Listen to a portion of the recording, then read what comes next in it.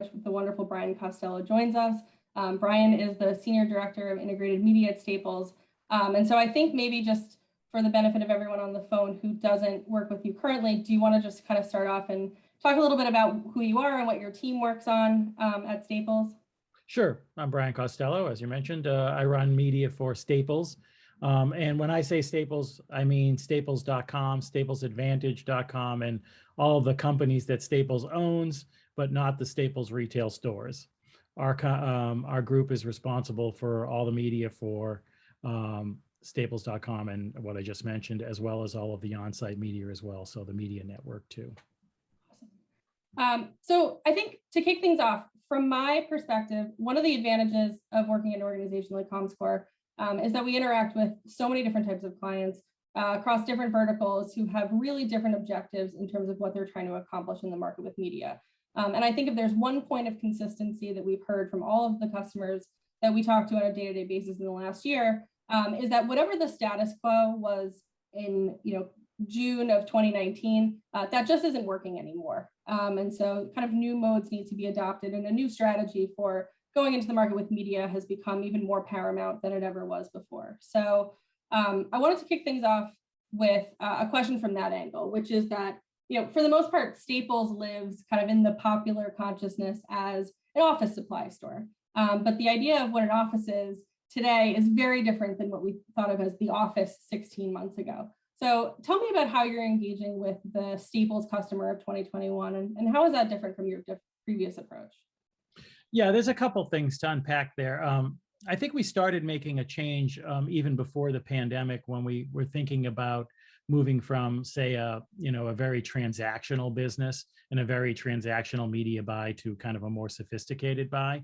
And once the pandemic hit, it was really, how do we find the customers that we're looking for when the customers are no longer in their offices? If you think about in the past, right, and anybody that's been in an office on this call knows, you generally relied on the office manager and maybe a cabinet or something, or a closet on your floor, where all of that office supplies just appeared magically and somebody bought it for you, right? And even if you were a small business, the owners oftentimes were buying, but sometimes they relied on somebody else in the office.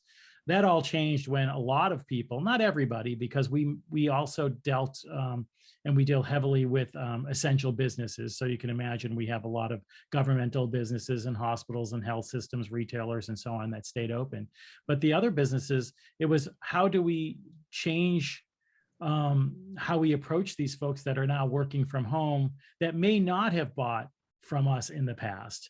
And suddenly we're given sort of the okay, you can buy at Staples.com and you can use your credit card, or if you're a Staples Advantage customer, which is primarily our enterprise customers, you can suddenly kind of have a log on and figure out how to buy things. And talking to those customers was a big difference, because we considered them, we kind of said, look, we know they're business buyers, but we have to look at them as more consumer type buyers, right? They're buying different things. For instance, a good example would be somebody that was buying case paper in the past probably doesn't need, how many of us really need a case of paper, in our house, right? We need maybe a ream of paper, right? So that changes, right? Even figuring out the mixture of the products we're selling changes dramatically as it goes from, Kate at her house rather than Kate at Comscore. Right. Yeah, I think this idea, and my own lived experience is, I'm so used to things like Post-it notes just being something I can rummage around in a cabinet for and take home with me if I need them. And now all of a sudden I need them at home, and I don't need 7,000 of them. I just need like 5 or 6. So I love the idea of this emergence of a new customer for you guys, which is kind of the person at home, the Kates of the world, spending their $200 a year Comscore office supply stipend or something like that. So did that affect kind of how you went into the market with certain different types of media or messaging to engage with that type of consumer? It really was, because one of the things we wanted to really get across was, especially during the pandemic, is one, we have the stock. So we have things in stock that you need, including a lot of the cleaning supplies and so on that people were really buying at a very, very large clip. But just the everyday office supply products, we really looked at it and we said, okay, how can we let people know, one, Staples is relevant to you? to how can we interrupt that consideration stage. So we actually invested quite a bit more during the pandemic because we had the stock. And also Staples has a fairly large fleet of owned trucks. So we could actually deliver very quickly. So where the USPS and all the other carriers might have been having issues, we could actually deliver quickly, and we really wanted to show that. So one of the things we did, for instance, during that period of time was lower the threshold to free delivery. So for instance, we went to a free delivery, no minimum for quite a while really to say, look, as a consumer, we want you to make sure that you're comfortable buying from us. We have the selection you want, we have the prices you want, and you're going to get it quickly. And that was a different change. If you really looked at our data, we saw residential addresses obviously just skyrocket during the pandemic rather than business addresses. And that was a real change. And how we speak to those people was a different message. It's sort of, we're relevant to you, it's on time, you're going to get it, and it's going to be the product that you actually ordered. Right. Yeah. And I think one of the things that's interesting that you mentioned is the idea that, like, where a lot of people may have been pulling back on media because of the high demand for certain types of products that we saw last year, you guys were really doubling down to engage with that new type of customer. So were there certain media tactics or channels that you guys were thinking about heavying up on to engage with that new, like, Kate the stipend spender type of consumer versus Bob the office manager, who was kind of the primary client of 2019 and before? Yeah, I'd say we obviously upped almost every channel. We don't play very heavily in things like linear or so on, but on the digital side, we saw a real opportunity to chase the demand in search because, again, where a lot of our competitors were having struggles really keeping things in stock, we realized we had an opportunity there. But, display and social and retargeting, especially on the residential side, were things that we upped the spend on and we changed the messaging on. And we saw a real, kind of very good results continuing. And one of the things that you had mentioned on our prep call that I really loved was how you guys as a media team started interacting a lot more with different internal data sets that you have access to. One of the things you mentioned that I thought was so interesting was how you guys were suddenly looking at, the supply in individual stores and markets for Lysol wipes or, pens of certain types of Post-it notes, et cetera. Whereas maybe that data would have come across your desk periodically in previous years, and it wouldn't have necessarily factored into your immediate market strategy. So do you want to expand a little bit more about how you guys started kind of capitalizing on that information that you had at your disposal and how it translated to media? Yeah, very quickly we realized that the supply chain was very fluid, right? You weren't necessarily getting a lot of stock from manufacturers because of the pandemic, but the stock you had, we had to make sure we actually had so we could advertise it. So we worked very closely with our supply chain partners. We worked very closely with the merchant partners internally to build out really feeds that went to our agencies to make sure that what was in stock was actually going to be in stock. We also saw I'd say, real thought leadership from partners, for instance, like Google, that started building out better tools to adjust ability to buy shopping on a regional basis. So for instance, Google tends to kind of float around and grab your site, and it'll be in stock, say, in the South region. Right. It's not in stock in the West. And they might send you a note saying, hey, you're running not out of stock, products. The reality is we're running in stock in the regions, and they've actually built out an ability now to do regional stock analysis, so they don't ding you every time they see something out of stock someplace. It aligns, and that's something that I think came a lot out of our work, kind of bringing in those feeds and making sure that we were showing the things that were in stock were actually there for the consumer, because nothing's more frustrating than getting to the site and trying to buy something that's not there. Right. So I think about like a Staples, kind of like, the office supply store. I imagine with the need for some of these incredibly essential items, whether we're talking about like personal essential items to cleaning supplies to things like, sneeze guards for your more like B2B type customers. Some folks would say that the natural inclination is to go towards, the big e-com, name in the market, which is Amazon. But, obviously you guys are trying to promote yourselves as an incredibly valuable offering to both consumers and the B2B space for these types of products. So how do you think about differentiating yourself from the Amazons in the world? And how did that take place in 2020? And how are you thinking about, as you go into 2022 and beyond, really, showcasing what are some really obvious advantages to being a consumer of staples? Yeah, one of the things we tried to do is just, do the essentials well, and really understand, look, we're in a specific niche and people tend to know who we are. Our name recognition isn't a problem, right? But the issue is really, how do you interrupt that consideration when people generally want to just go to our friends in Seattle? Right. And the challenge there is proving to the consumer, one, that they can get the product, two, that we have the product, and three, that we can deliver it quicker and on time than the other folks during especially the pandemic. And I think part of it is also the mix of products that we have. The ability to say, look, the products you're buying from Staples are legitimately the products you're going to get. And our warranties are such, and our return policies are such, that if you're not happy, then you can return them. And I think part of it is also, how do you revamp and how do you rebuild our friends on the marketing side internally, our loyalty programs, and how do you let folks know that there's an advantage to working with retailers that really know their stuff in specific instances. It's not just us, right? So whether it's office supplies or running shoes, you actually want to work with the companies that you believe have the best knowledge in those areas, and that's where we try to separate ourselves. We're not going to win every customer, but we're going to try to basically say, give us a try. We think you're going to like it, and we think you're going to come back.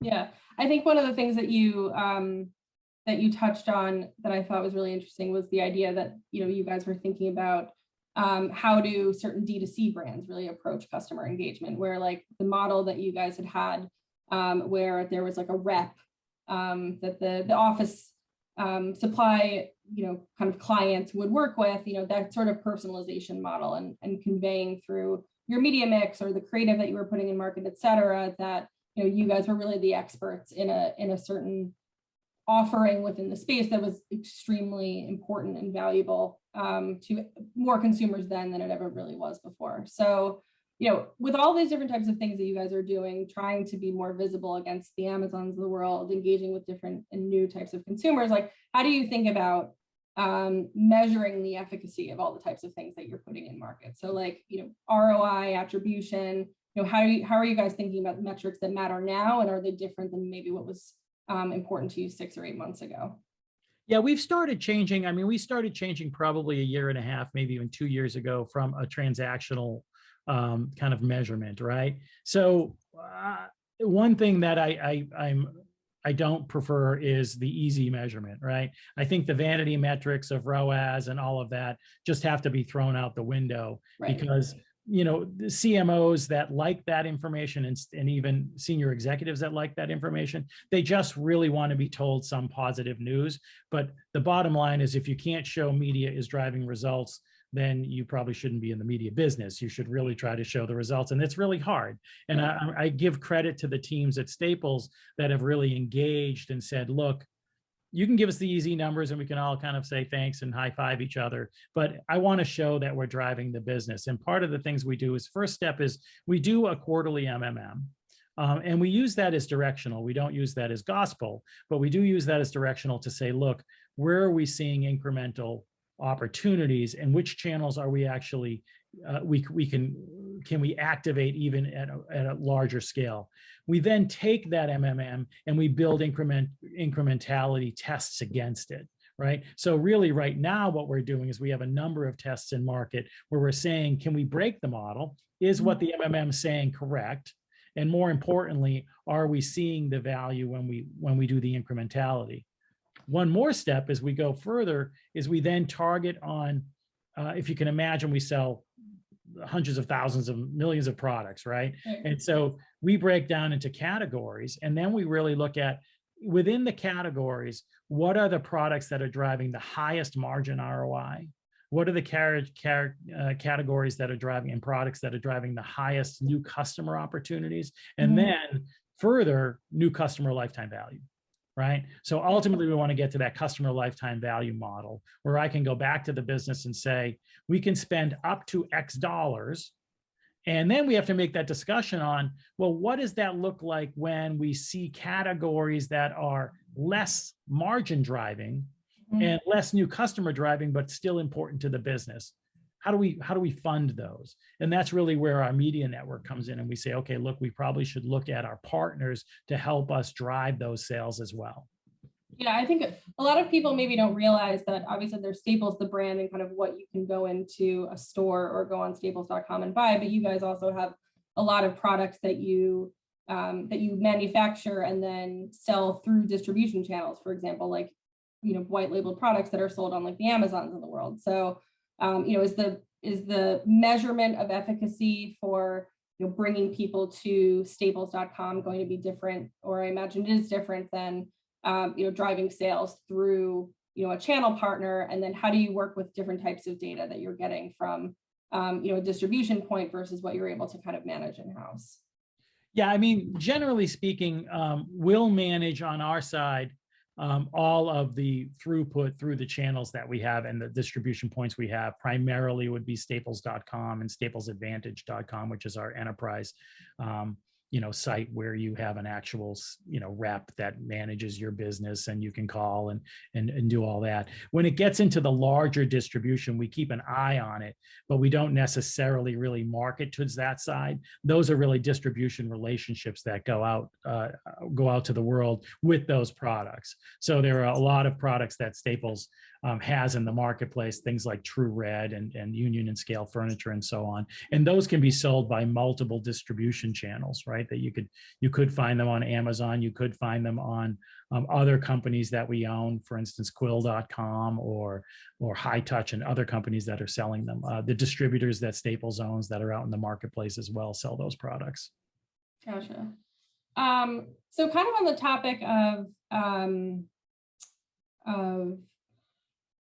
the different types of data that one can have access to when trying to make marketing decisions. I think a lot of the industry breathed a sigh of relief earlier this year when Google made their announcement to pull back on the timeline for deprecating third-party cookies. So, as we think about it, meaning Comscore, for our goods and services that we offer to our clients to survive, we needed to have like a very robust cookieless future strategy. So we were always on a path for that inevitability regardless. But I'd love if you can talk a little bit about like how that has affected or not affected some of the decisions you've been making in the last year around using data, different media channels, et cetera. It has affected us, and I think it's in a positive way in a lot of things. We jumped early on to the cookieless future, and even though we're like everybody probably glad that it was kind of put off a little bit, we were full on. I asked all of our media partners, all of our agencies to start doing tests early to say, look, what do we look like today if we need to be cookieless? Are we prepared from a privacy perspective? Are we prepared internally? And then what does our media look like? And we started like really preparing tests on all of that front. I think the key part is one of the things I'm concerned about, it's going to happen. And what I don't want to see is sort of the ability for some players in the marketplace to build a workaround to the cookieless future, which ultimately is a cookie light, right? Yeah, diet cookie, I think you call it. I like that. But I don't want to see that because I think ultimately skirting the regulations is just going to bring up more scrutiny and say, look, this organization, these people can't regulate themselves, right? So we really do have to think, and we try to have to work with partners that say, look, this is the way it's going to be. What I think there'll be a little bit of a Wild West where, I would love to see a standard. I hope there's going to be a standard. My feeling is there won't be a standard right away. There'll be three and they'll fight themselves out, which is a real pain for folks like myself and my team and agency folks, to be quite frank. There's probably money on the table, which is always something that are, this kind of confusion will bring up a lot of different opportunities. But that just means I have to spend more, right? So I really want to see more leadership on that, on the side of a standard. Yeah.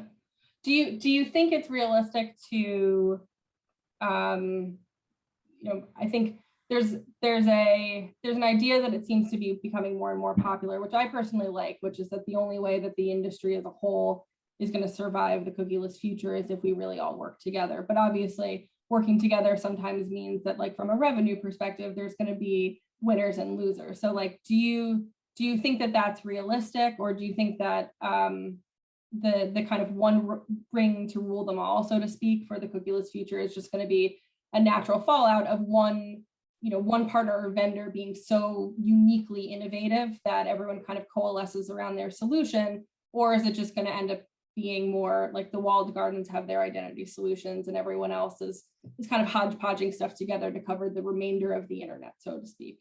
Yeah, I think the latter is more likely going to happen in the short term, as much as I hate to think that. I would love to think that the best solution will win.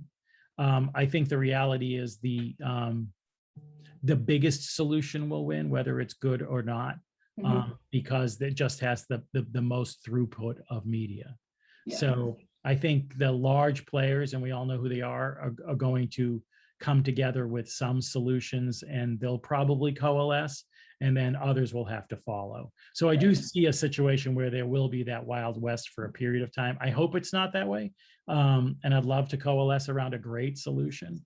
My pessimism says that's not going to be the case. So I guess that, as a marketer, I think that perspective makes sense. But what about like how you guys are thinking about it from the media network side? So, for some folks who are on the call, they may not know that Staples operates a really robust media network. And obviously part of that is you guys in that scenario become a purveyor of this kind of really rich, high quality data set. So tell me a little bit about how you guys are thinking about it from that side of the business, like offering data-driven solutions to your own customers who are coming to Staples Media and saying, we want to adopt your identity offering for our own needs. Yeah, we work with a lot of our top vendors now, and we activate media both on-site and off-site using first-party data. I think obviously anybody on the call is very well aware that retail media networks are probably the fastest growing area of media that we've seen in quite a while. Obviously with Walmart and Target, Amazon's already had one, but then all the niche players that are out there, think about Best Buy and folks like that have really good offerings. And I think that future is a reality, because the fact is, a retailer like Staples or any of the other retailers, we just have the information that that these advertisers would want, right? If you think about it, in our world, you can just name the companies that are already involved on the Staples side, and they're just the big players that obviously have office supplies. But really, you can extend that as well to we are really a small business and medium and all the way up to large enterprise kind of player.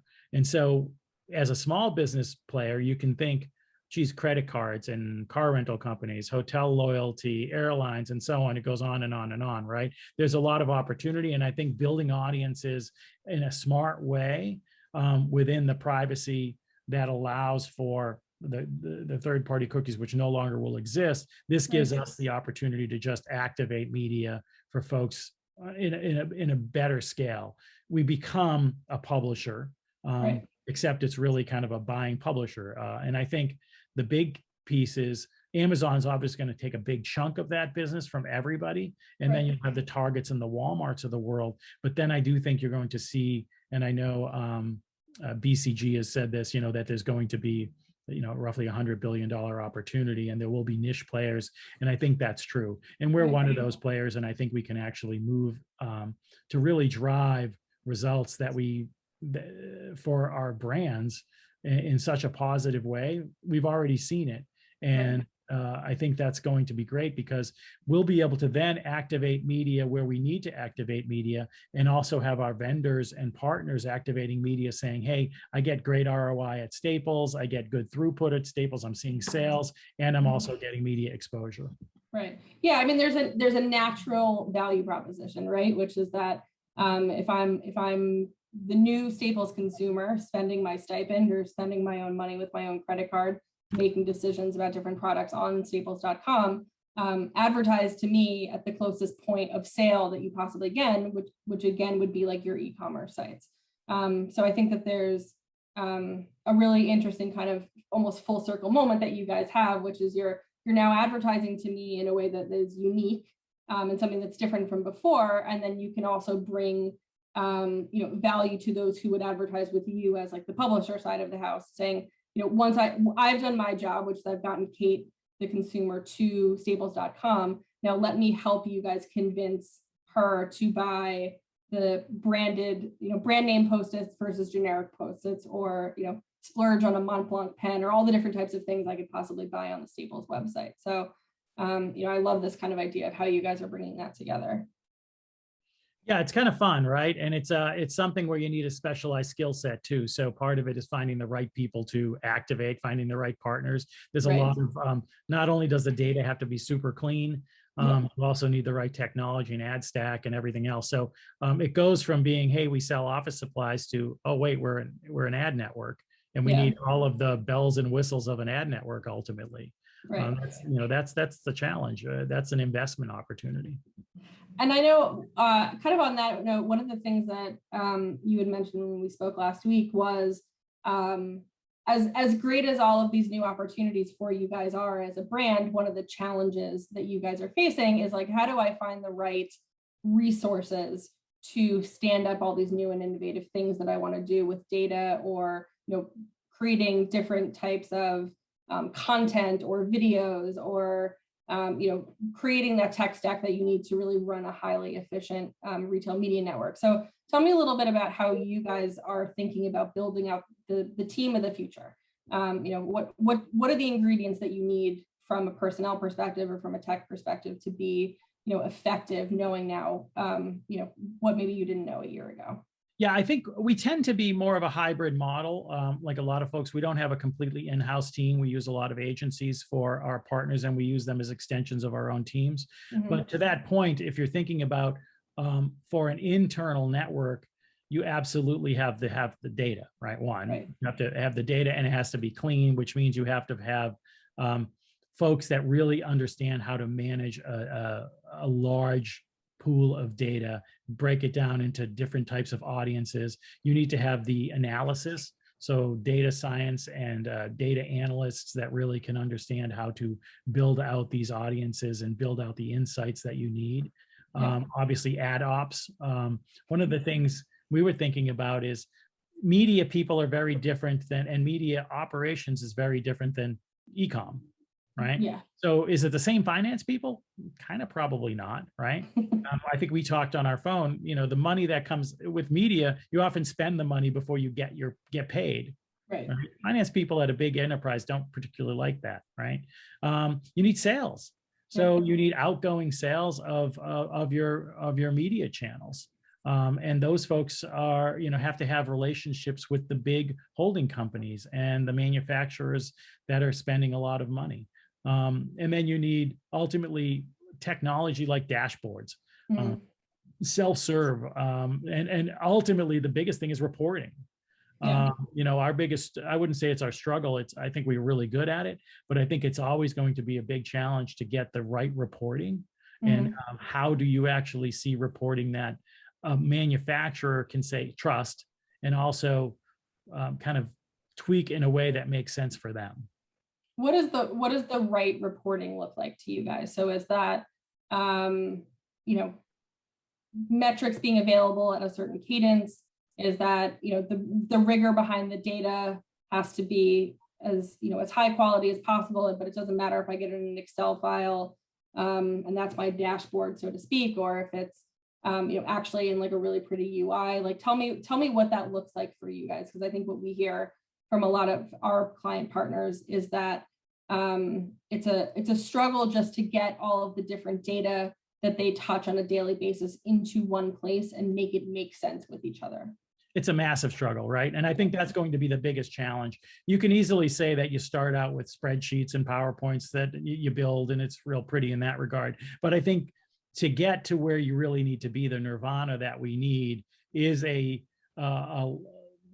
dashboard that a partner can log into, and see their results in real time, can pull reports, and can also have some self-serve capabilities to it. Gotcha. I think there are tiers, though. I do think that your top partners, much like an ad network or an agency, your top partners probably get more data and your beginning partners get less data.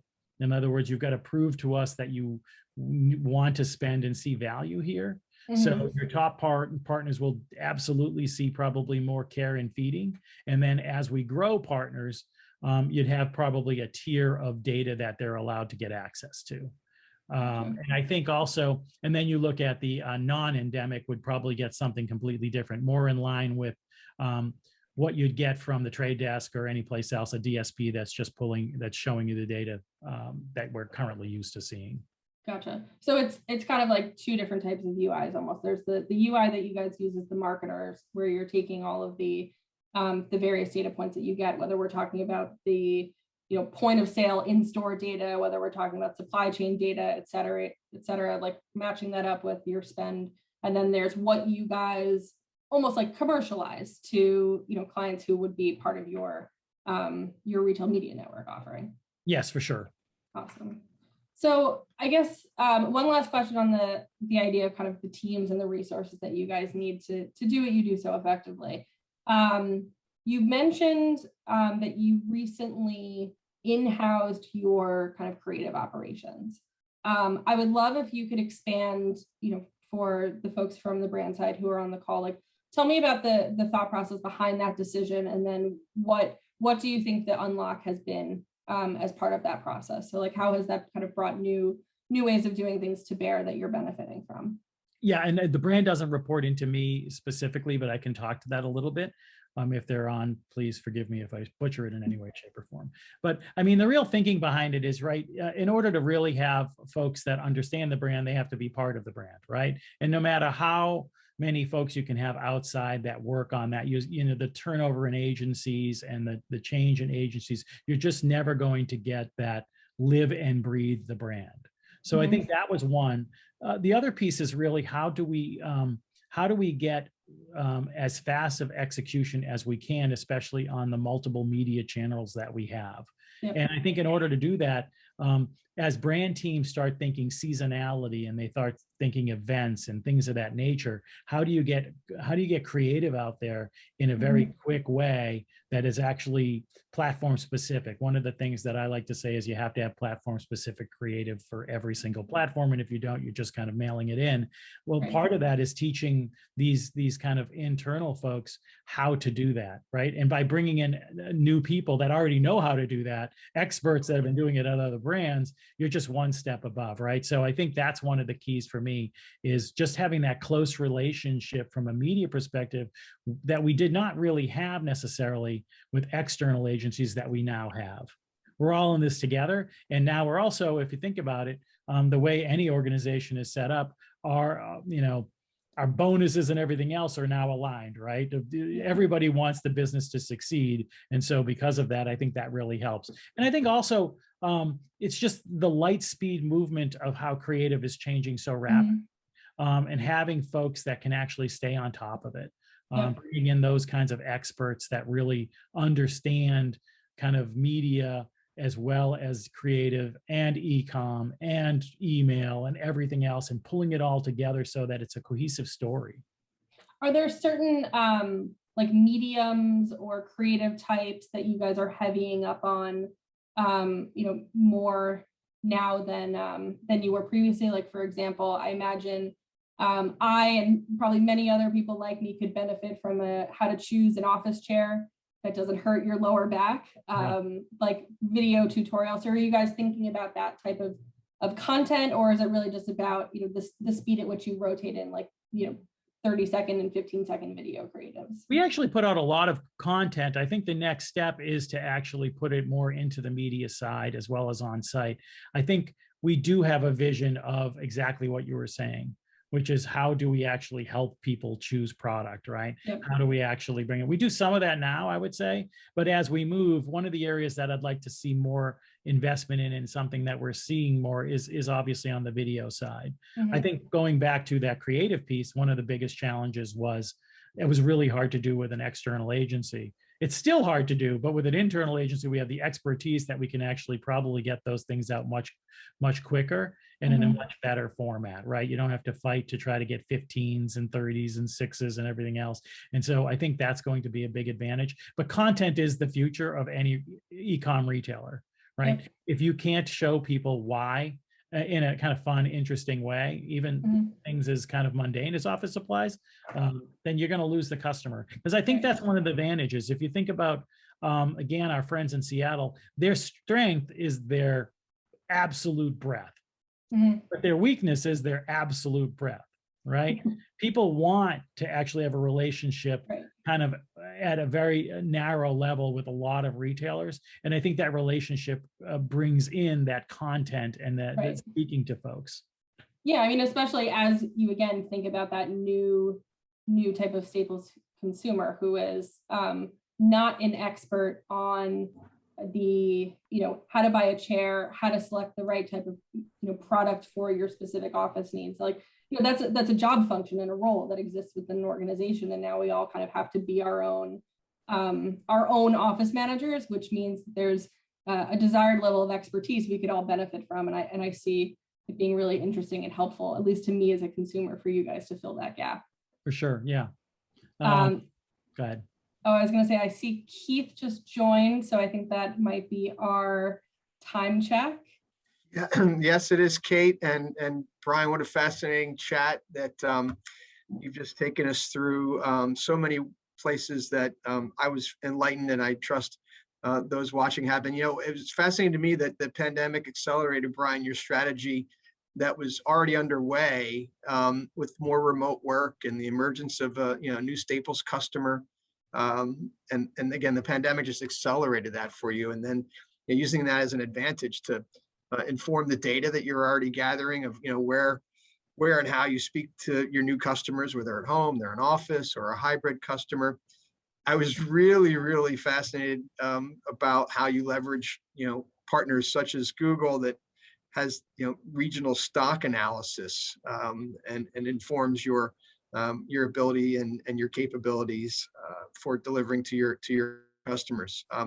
And then, last but not least, you sound and certainly demonstrate quite a full plate as a brand marketer. And now you're getting into the retail media space and all the external, internal capabilities needed to be successful to swim in that, $250 billion advertising pool. Certainly big ambitions. And, I wish you success in that regard as well, you and the team at Staples. So a lot going on at Staples and really thoughtful and insightful conversation with Brian.